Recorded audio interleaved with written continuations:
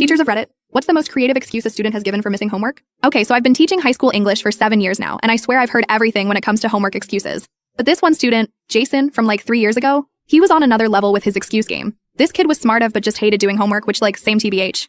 But instead of just not doing it, he'd come up with these elaborate stories that were so specific and weird that you almost had to believe them.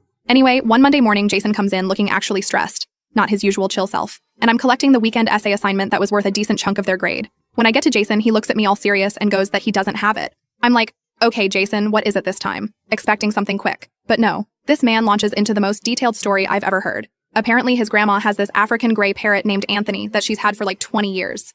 The parrot can talk and mimic sounds and stuff. Jason says he finished his essay Sunday afternoon and printed it out at his grandma's house where he was staying for the weekend. He left the essay on the kitchen table while he went to help his grandma bring in groceries. When he came back, Anthony had somehow gotten out of his cage and was just shredding his essay. Not eating it, shredding it, methodically, into tiny pieces. Jason said he tried to save it, but the parrot had this weird vendetta against his homework specifically, and destroyed the whole thing before he could stop it. He said he tried to reprint it, but his grandma's printer ran out of ink, and he didn't have his essay saved anywhere because he'd written it on his grandma's ancient desktop computer that crashed right after he printed it. I was like, sure, Jan, this is next level even for you. I told him he had until tomorrow for half credit.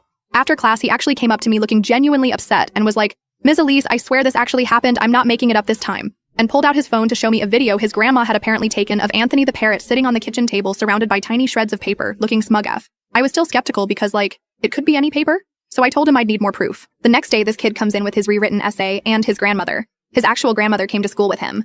This tiny 70-something woman walks into my classroom before first period, with Jason and a photo album. She sits down and starts showing me pictures of Anthony the parrot through the years and telling me stories about how he's always had this thing about paper. She was so sweet and earnest about the whole thing, telling me how bad she felt about Jason's homework and how he'd stayed up late rewriting it. She even brought a little baggie with some of the shredded paper that had visible fragments of Jason's essay header on it. I was completely floored.